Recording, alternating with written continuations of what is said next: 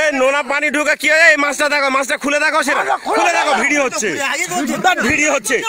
একবার বাইরে বের করো, বাইরে বের করো, একবার বাইরে বের করো, ভিডিও হচ্ছে। এই সেটা বাইরে বের করো।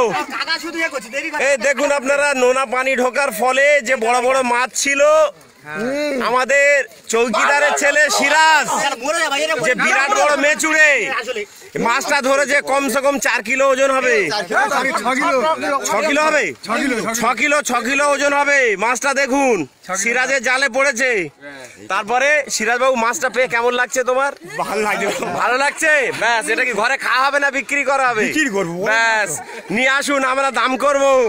দেখুন সব কাতারে কাতারে লোক দাঁড়িয়ে আছে, সব মাছ ধরছে, দেখতে পাচ্ছেন সবাই।